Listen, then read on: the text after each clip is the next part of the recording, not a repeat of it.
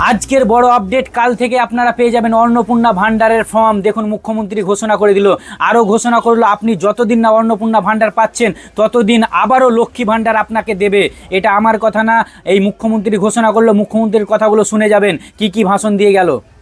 আগামীকাল বিকেলে নবান্ন থেকে আমি এবং সংশ্লিষ্ট দপ্তরের মাননীয় মন্ত্রী, সিএস, এফএস এবং অন্য আধিকারিকদের উপস্থিতিতে অগ্নিমিত্রা পাল এবং আমি একটি ফর্ম পাবলিশ করব, যেই ফর্ম অন্নপূর্ণা যোজনায় ফিল আপ করতে হবে এবং আমরা কালকেই বিস্তারিত বলবো।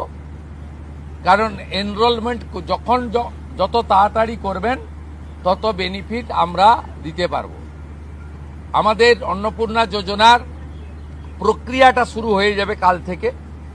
যেমন যেমন ফর্ম ফিল আপ হবে তেমন তেমন ৩,০০০ টাকা ট্রান্সফারও শুরু হয়ে যাবে। আর যতক্ষণ না ৩,০০০ টাকা ট্রান্সফার হচ্ছে, স্বাস্থ্যসাথী যেমন কন্টিনিউ রাখা হয়েছে আয়ুষ্মান ভারত কনভার্ট না হওয়া পর্যন্ত, এখানে আপনার লক্ষ্মী ভাণ্ডারকেও কন্টিনিউ করা হবে। বিস্তারিত কালকে আপনারা জানতে পারবেন। ফর্মের কপিও আপনারা কালকে পাবেন। অফলাইন অনলাইন অবশ্যই থাকবে, শুধু পাবলিকের উপরে ছেড়ে দেওয়া হবে না। বিধায়করা নিজ উদ্যোগে ফর্ম ফিল আপ করাবেন এবং সরকারও বিডিওদের নেতৃত্বে প্রত্যেক বাড়িতে বাড়িতে ফর্ম ফিল আপের জন্য সহযোগিতা করার জন্য লোক পাবেন। এবং মাথায় রাখতে হবে, ভারতীয়রাই কেবলমাত্র এই সুযোগ পাবেন, অভারতীয়রাই সুযোগ পাবেন না।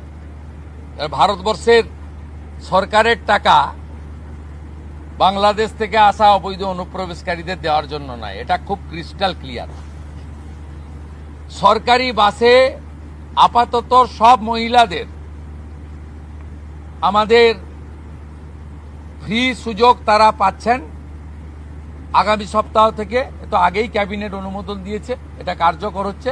কিন্তু আমরা এখনই সবাইকে, সব মহিলা বললে সুযোগ দিলে পরবর্তীকালে কিন্তু কার্ড করব।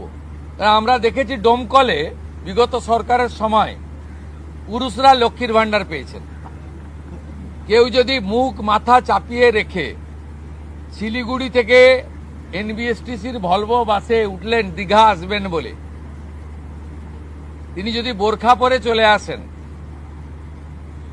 তাহলে তাকে পুরুষ না মহিলা দেখার কোনো মেকানিজম বাসের ড্রাইভার কন্ট্রাক্টরের নেই। আপাতত চালু করলেও পরে আমরা মহিলাদের জন্য আলাদা ফ্রি কার্ড করে দেওয়ার ব্যবস্থা করব।